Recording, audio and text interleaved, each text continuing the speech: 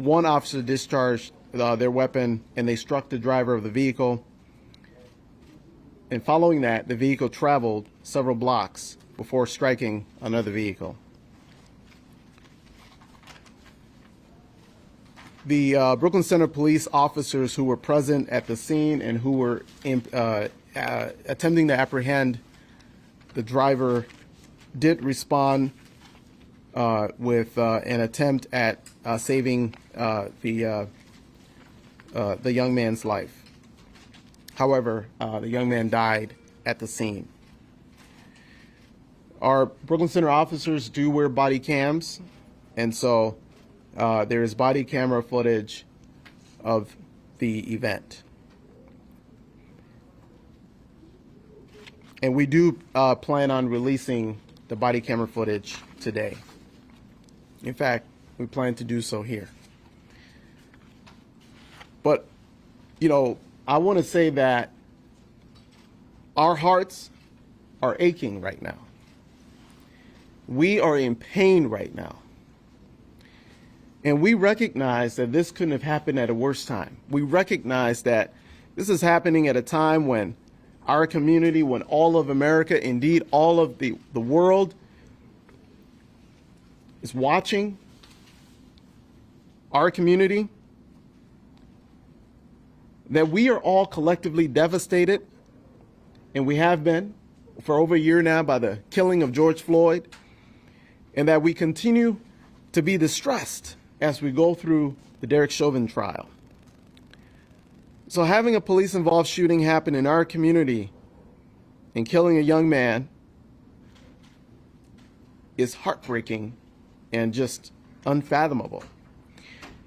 And so our entire community is filled with grief at yesterday's police-involved shooting that led to the killing of Daunte Wright, a 20-year-old young African-American male. And my hearts go out to Daunte's family and to all those who are impacted by this tragedy in our community and the world over. And while we await additional information from the BCA, which is leading this investigation, we continue to support members of our community as they gather peacefully amid our calls for transparency and accountability. Let me be clear. We will get to the bottom of this. We will do all that is within our power to make sure that justice is done for Daunte Wright. We're going to continue to meet with community leaders and to hear their voices. In fact, we did that this morning. The chief and city council members and other elected officials from the state and city staff, city manager. We had a meeting earlier with community to be able to hear their voices in this time. And we're also going to have continue to conduct press conferences and share information with the public. As I stated, we do plan to show the body camera footage. And we're going to conduct a community press conference following this as well, so that we can talk directly with leaders of our community and organizations and share this information with them as well. We're going to also be providing some crisis counseling and mental health resources to all of our community members who may need and desire such services. And our collective community is grieving. Every single life, every member of our community is important to us. And so the events, like yesterday, are tragic.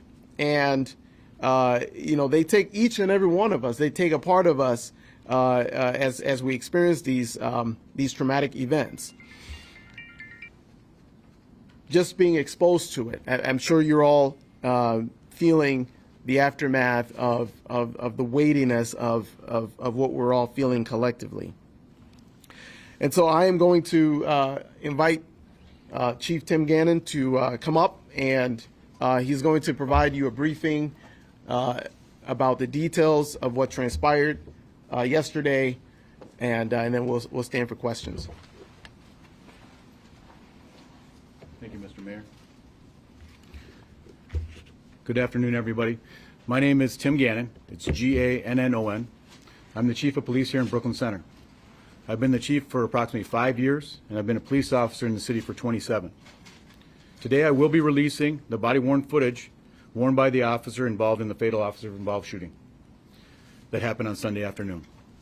I've watched the video myself, and there's nothing I can say to lessen the pain of Mr. Wright's family, friends, loved ones, for that feeling of loss that they must have.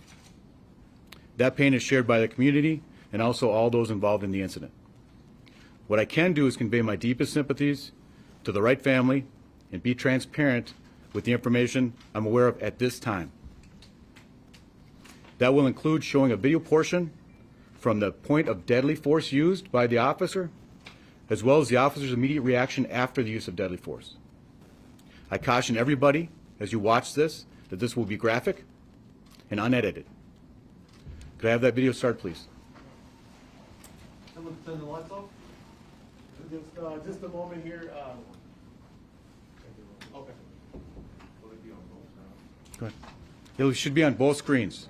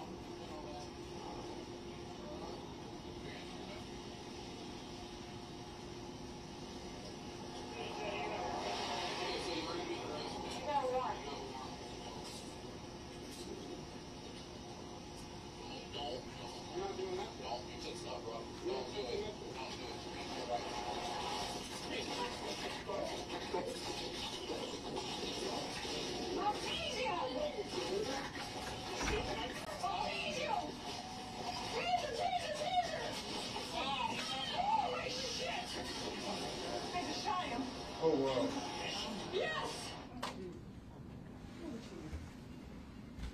Can you turn the lights back on, please? We're trying to determine whether or not to terminate this officer. As you can hear, the officer, while struggling with Mr. Wright, shouts, "Taser, taser," several times. That is part of the officer's training prior to deploying a taser, which is a less lethal device. That is done to make her partners aware, as well as the subject, that a taser deployment will be imminent. During this encounter, however, the officer drew their handgun instead of their taser. For informational purposes, we train with our handguns on our dominant side and our taser on our weak side. So if you're right-handed, you carry your firearm on your right side and you carry your taser on the left. This is done purposefully and is trained. As I watch the video and listen to the officer's commands, it is my belief that the officer had the intention to deploy their taser, but instead shot Mr. Wright with a single bullet. This appears to me, from what I've viewed and the officer's reaction and distress immediately after, that this was an accidental discharge that resulted in the tragic death of Mr. Wright. I have asked the BCA to conduct an independent investigation into the shooting and death. Once they are completed, I expect they will submit their findings, independent of me, to the appropriate authorities, the appropriate attorneys that will look and review this case. I'm also stressing that I do hope for the community to be patient and allow this investigation, criminal investigation, to be completed as thoroughly as possible. I believe Mr. Wright deserves this, as do all involved. The officer is currently on administrative leave. Make a short comment about what happened last night to our community, a community that I've been a part of for 27 years. I've seen some of the worst damage to this city I've ever seen in those years. Again, peaceful protesting, expressing yourself, we fully support that. But the ravaging of our businesses, the looting of our stores, the destruction to our pharmacies, we cannot tolerate that. I'm hoping that the community will have this level of transparency and know that this is being investigated by the correct authorities, which is the BCA. Unfortunately, they're not here today, but they are handling the investigation. And I have very little information besides what I've just given to you because they are handling that investigation. Mr. Mayor, do you have any comments you want to make?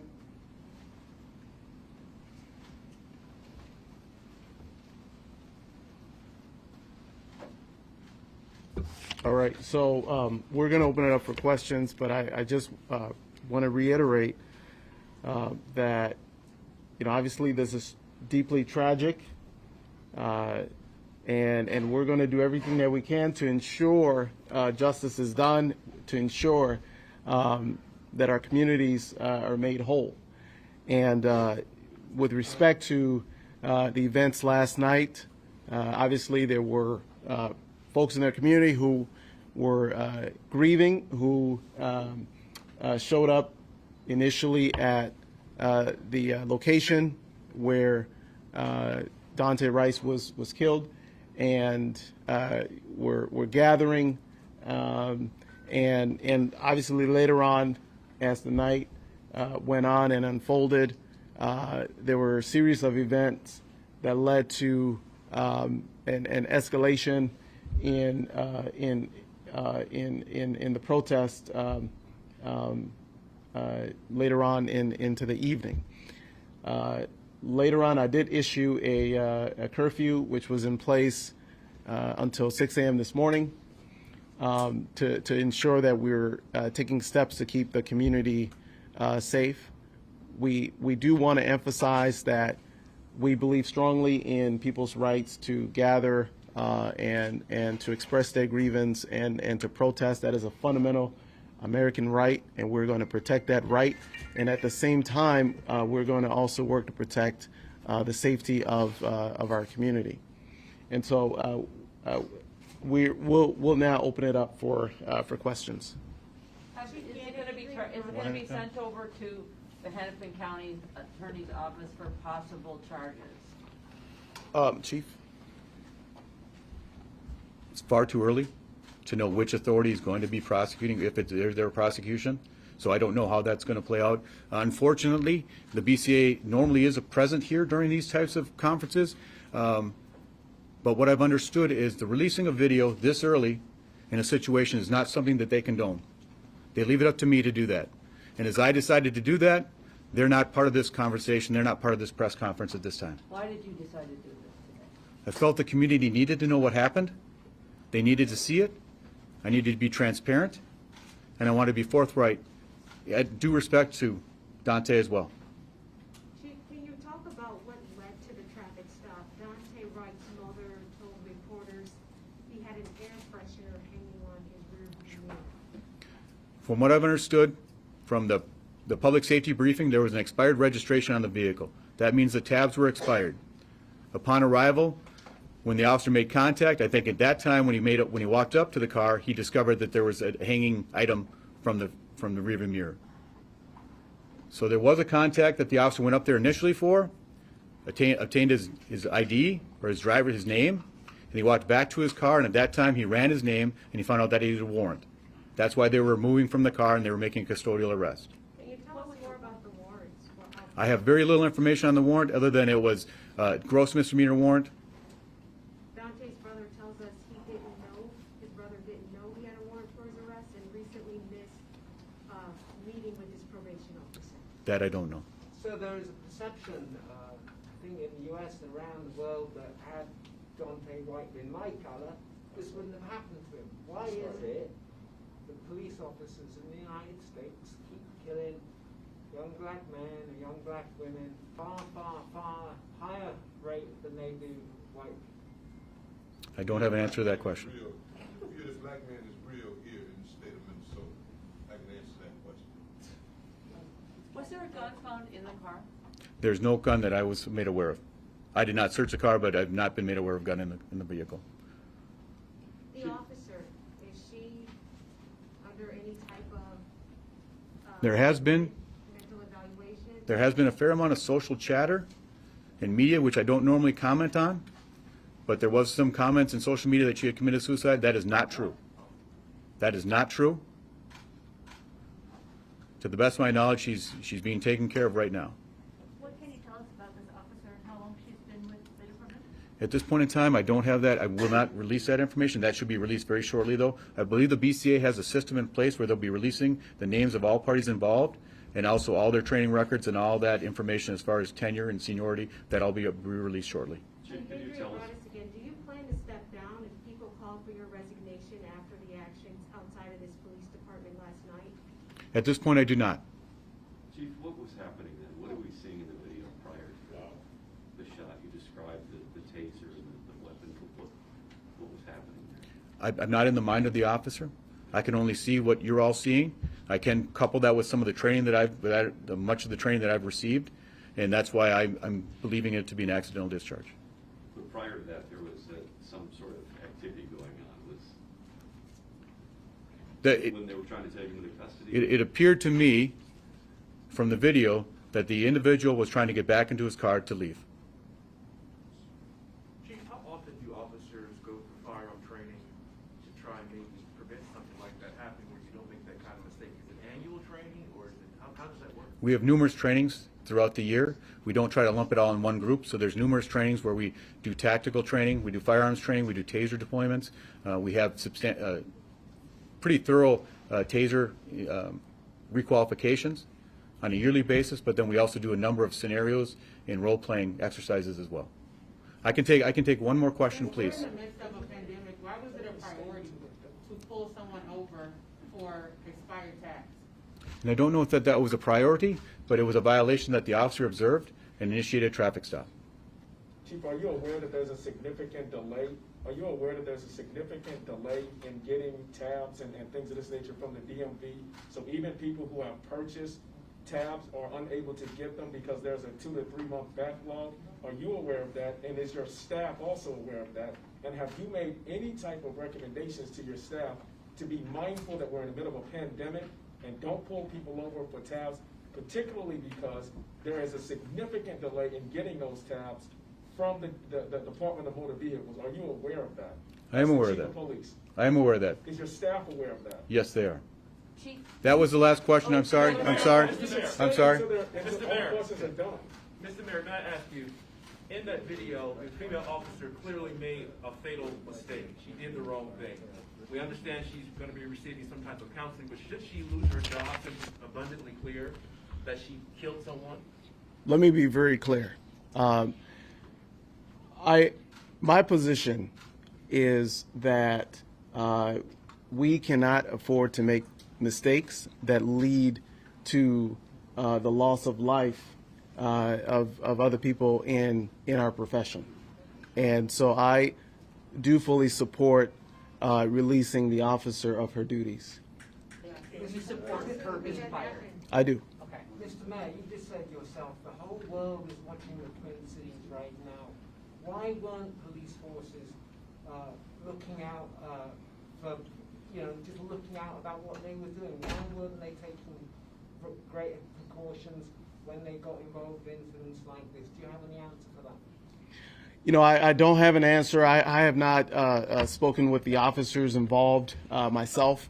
At this point, the BCA is the one that's in contact with those officers, and in fact is the only one that's allowed to be in contact with those officers. Mr. Mayor, clearly, because you answered the question directly, you've given some thought to this idea of releasing this officer. With that said, what is the process? Can she be released immediately? Does she have to go through some type of appeals process? How does that work? Well, under our form of government, the city manager who's here, you can come up, Kurt. He ultimately actually has control over the police department, not the mayor, and over the chief. So you can comment on that. The city council also, has ultimate authority over what happens in the city collectively. So the city council can take action in this regard as well. Go ahead, Mr. Bogany. Thank you, Mr. Say and spell your first and last name. Yeah, please. my name is Kurt Bogany, Boganey. And in response to the question about termination, all employees working for the City of Brooklyn Center are entitled to due process with respect to discipline. this employee will receive due process, and that's really all that I can say today. Do you support the termination of an officer like this who has made the type of mistake that has cost a resident of yours life? Do you support the termination of this type of officer? And what message are we sending here in Brooklyn Center to the rest of the world about the valuation of black life? Do you support the termination of this type of an officer? You know, I understand and appreciate the comment that you made and why you said it. But if I were to answer that question, I'd be contradicting what I said a moment ago, which is to say that all employees are entitled to due process, and after that due process, discipline will be determined. If I were to say anything else, I would actually be contradicting the idea of due process. One final question. What's your expectation for how a significantly white police force here in Brooklyn Center treats the black and brown members of this community? What expectation have you communicated down to the chief and to the officers under him for how they are to interface with the vast majority, because the vast majority of this population is black and brown? How have you communicated to them to interface and interact with people who look like me? Absolutely, I've communicated that to the chief, and I do believe that the chief concurs with the notion that every resident of Brooklyn Center must be treated fairly, must be treated equitably. The city council has been very clear in its expectations about fairness and equity. We are implementing this year an Office of Anti-Racism Principles and Practices. We are hiring an equity officer in the next several weeks. The city council has provided specific direction about accountability for the police department and transparency for the police department. We've been providing reports to the city. Talk to us about the City council. Yes, we're providing reports to the city council about officer discipline, about information on stops of black and brown people and people of color in the city of Brooklyn Center. We're developing some task forces to assess if any of our policies or if any of our practices lead to disproportionate inequitable results. And our objective for doing that analysis is to eliminate any inequity that occurs as a result of our practices and our policies. And that has been communicated to the chief and to the police officers of the city of Brooklyn Center. It's clearly racial profiling that happened in this situation. We are standing in solidarity and calling for the firing of this officer. You have talked about her having due process, although Daunte Wright did not get due process in that situation. She needs to be fired immediately to send a message that this type of behavior will not be condoned within the city of Brooklyn Center. Thank you. I appreciate those comments. Should an officer who can't tell the difference between a taser and a handgun, should they go out in a vehicle with both items in their car? It really wouldn't be appropriate for me to respond to that. Why would it not be appropriate, sir? Because I can't make that judgment. So as a supervisor of the police force, were you part of the decision last night to use tear gas on our youth who were protesting yesterday? And rubber bullets. I was not. Mr. City Manager, Mr. Mayor, when I asked that question about the firing of the police officer, the police chief left. Yeah. What is that an indication of? Is he dealing with something perhaps more important, or is that some type of silent protest? Because he left immediately. I can't speculate. Mr. Mayor, you have a comment? I do not know why the excuse me. Does that bother you without knowing why that he just walked out? I do not know why the chief left. I can only speculate as to why he left at the time that he did. Does it bother you? What would your speculation be? I don't have any speculation. I mean, it's possible that the chief takes the position perhaps similar to the city manager, that there needs to be some kind of a process, or I don't know. I mean, I would only. What was the conversation between you and the chief? What was that conversation between you and the chief when you shared with the chief that you would like to see this officer terminated. He didn't tell us anything about the officer, how long she's been on the force, her name, where she trained. These are questions the public deserves to know. Certainly. You know, those conversations, I'm not, you know, are privileged conversations, so I can't reveal that right now, but we should be able to provide the details around the officer and her trainings and those types of details. Let me, if you'll just give me a second, I'm just going to check to see if is the chief engaged currently at the moment in addressing some public safety concerns or some other matter. Is there any reason why we can't have him answer some more questions around folks are asking about the officers' training and whatnot? How long she's been on the force? Okay, so we're if the chief can just walk out in the midst of a crisis, so the city is facing, he needs to be fired too. just to be clear, we are checking right now with the chief to see if he will come back and stand for more questions. What is the so protocol for when there is protesters in the city Brooklyn Center and also outside of the police, the police office? And what is the normal protocol? What is the process for who decides and how does that decision happen? And then were those protocols and that process followed last night? all right, so I will have the city manager and the chief speak on that, but I'll speak first.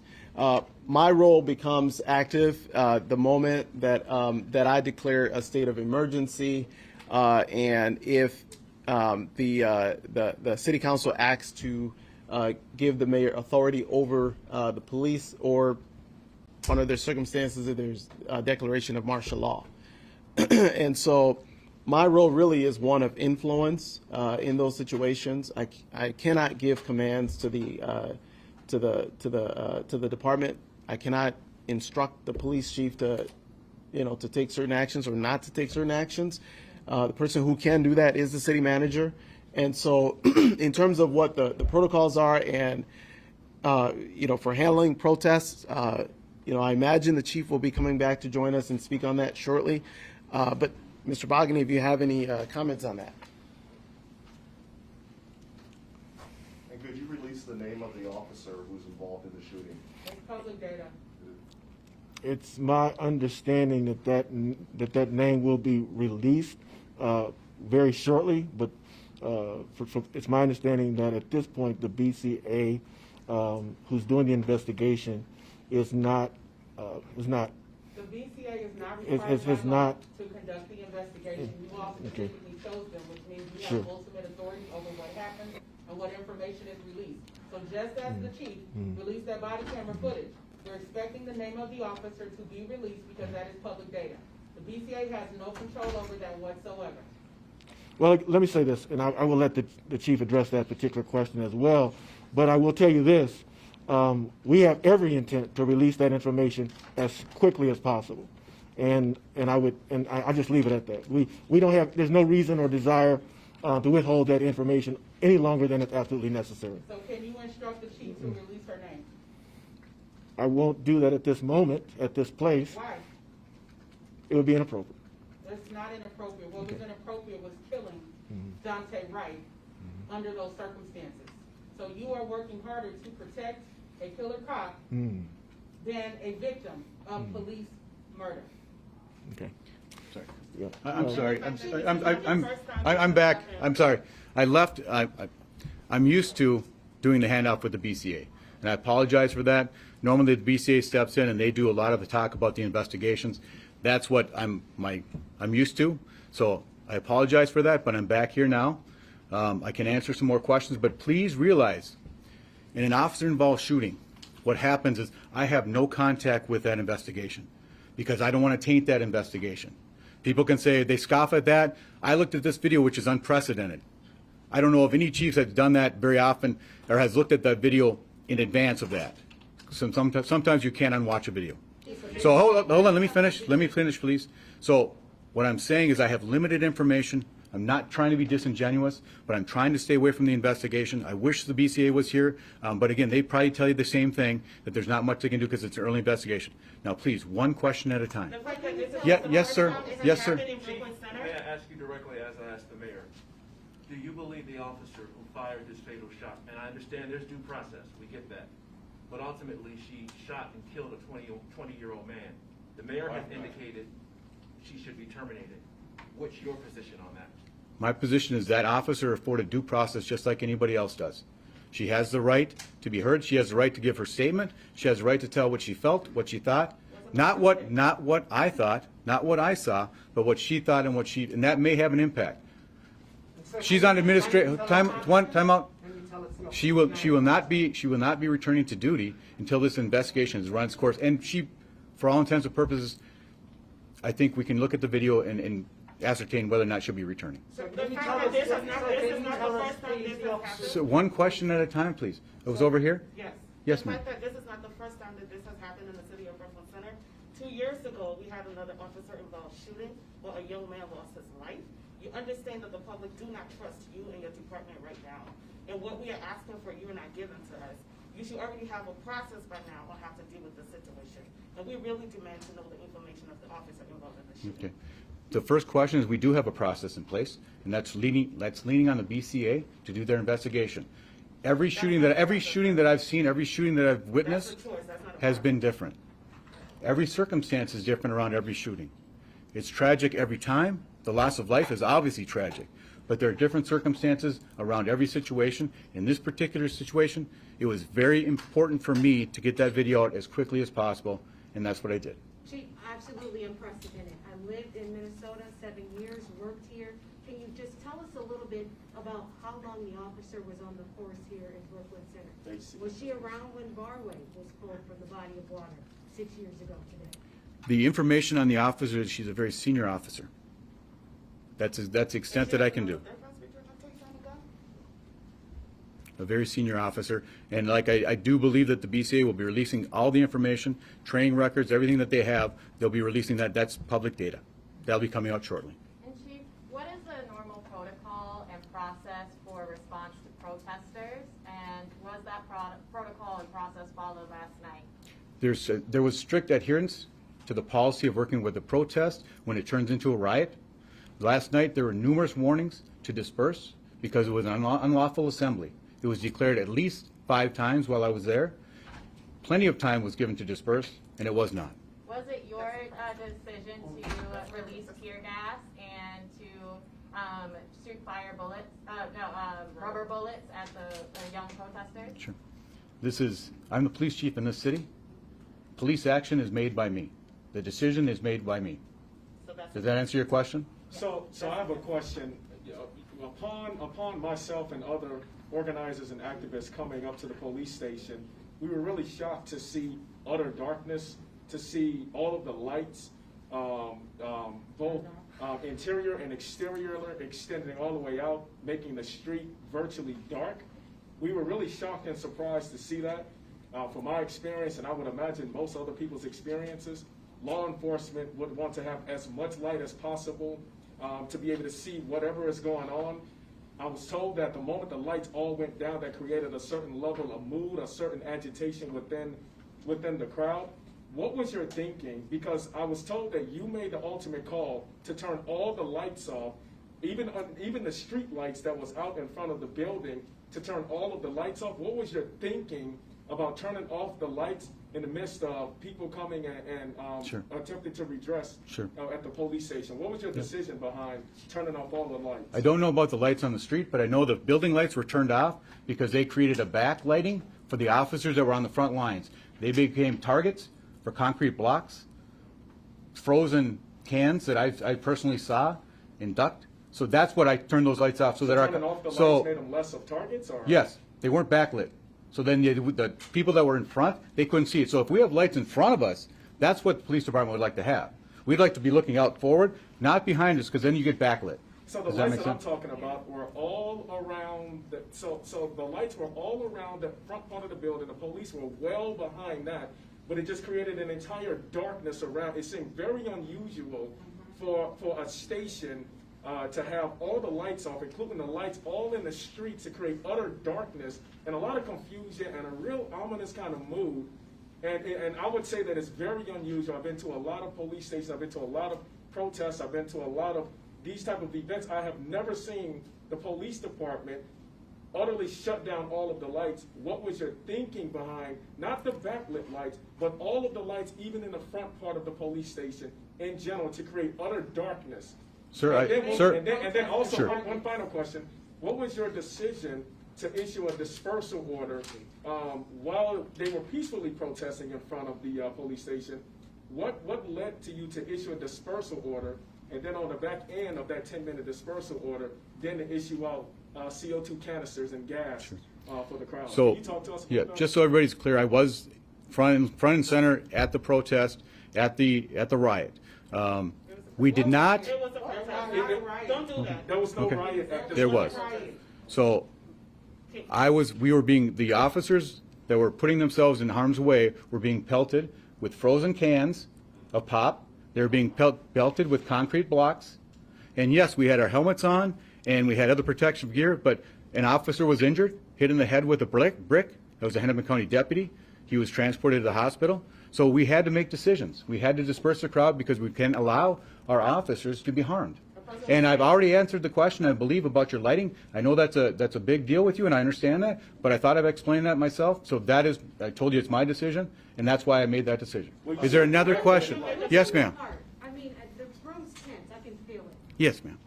What is on your heart? He's defensive. Let him answer, guys. Sure. Like, speak to us for real. Like, keep it 100. This is what I'm here for. Okay? I'm the leader of this department. They expect me to lead. Create a safe city. That's what I'm trying to do. So that's it. I hope you're not crying too. Okay? And yeah, I'm emotional. Guys, he's being honest. I'm just trying to be honest. So When I have a question for you. Yes, sir. When you asked the protesters to take a step back across the street, what was the reasoning for, after they went across the street, you shot tear gas grenades and flashbangs where the people were across the street where you had originally told them to be? sure. The only time that we return, in every situation that we had, we returned fire. So when we got pelted with bricks or frozen cans, which we've collected, we photographed the evidence. We have the evidence. We can show that to you in the future. But once we got pelted, then we responded in kind. And there was a distance there was a distance and everything that. Who had nothing to do with throwing anything. That's Sure. the danger of turning off the lights. Sure. And firing tear gas and firing rubber bullets and firing flashbang grenades at people who were just exercising their First Amendment rights. Sure. To freedom of speech. That's the problem, Chief. I understand that, Did ma'am. you do things differently Would I do things differently last night? than last night? Absolutely When the not. protest happened? Absolutely not. We had a situation where we were bringing in an arrest team. And we were worried. How many people are we going to arrest? When we started to move the people, finally, hours into the situation, you know how many people we arrested that stayed? 2 people. If we hadn't done that, if we hadn't moved people along, I don't know what would have happened. And I don't know where they would have reformed. But the people that left were allowed to leave. We didn't trap them. We didn't make mass arrests. We arrested 2 people. So what are the plans for tonight? Tonight? Protest? Tonight, we're going. If it's a peaceful protest, if it's a First Amendment protest, go to it. I guess what's your We'll definition of a peaceful protest? Because we don't understand. Yeah, not being pelted with bricks, blocks, and being targeted. What we saw yesterday were young people up with their hands up. Yeah. And they were being tear gassed. And Yeah. you were talking about your officers being hurt. We can count how many people got hurt yesterday too. Okay. So that's what I'm gonna ask again. Are you planning on doing things differently tonight? We are going to have our officers lined up to protect this building, to protect the city as best we can. That's what we're going to do today. And that's what we do every day. I got one more question. When the officers were firing tear gas and flashbangs, there was an apartment complex with families behind it. And that's where a lot of the flashbangs were going.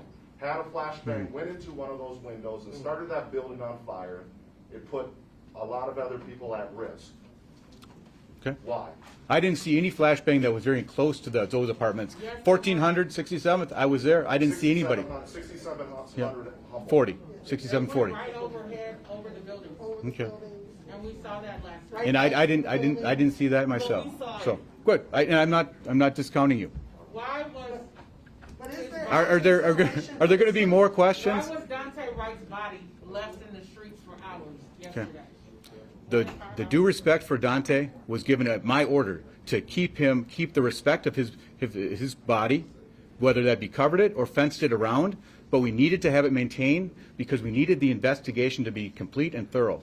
The documentation is not done by us, it's done by the BCA crime team, which is the entity that investigates these situations. They came out as quickly as they could, they processed the scene as quickly as they could. We did not want to maintain, as people have mentioned, once the officers left, the protest and the disturbance went away. We were trying to get our officers out there as soon as possible.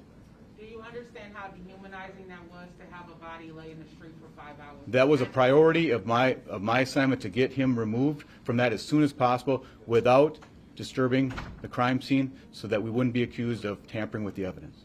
All right, now let me ask, Chief, if you can stay here for a second. Are there any other questions here from any of the media folks? No? Thank you for your time. Thank you. Okay. Is Yes, that I have a question. final question? All right. Final question. So, Police Chief, we hear that you have committed to protecting this building and protecting the city tonight if there are protests. Will you commit to protecting protesters and the people of the city? I am committed to protecting the peaceful protesters of the city every day. Not yesterday. Not yesterday. Peaceful protesters. I was They a were peaceful peaceful. protester, Yeah. and they were targeting me. Okay. All right. So thank you, everybody. Just to reiterate, my commitment, our commitment as a city, and in many ways we need to recommit to that. That is to making sure that we are protecting peaceful protesters. We're protecting the rights of people to gather and grieve, and give their grievances to the government. And so we're going to work to continue to protect those rights, protect peaceful protesters, and to make sure that we're also securing the safety of our community. Thank you. Understand that when peaceful protesters gather and they are met with violence, that things are going to escalate, and at that point you can't blame them and call them rioters? Yeah. Understand that? Yes, absolutely, absolutely. So, we have a community press conference downstairs, outside the building from So if you all community can leaders. So- reconfigure downstairs, we're about to do a community-based press conference as well. It's gonna be right in front of optically the building.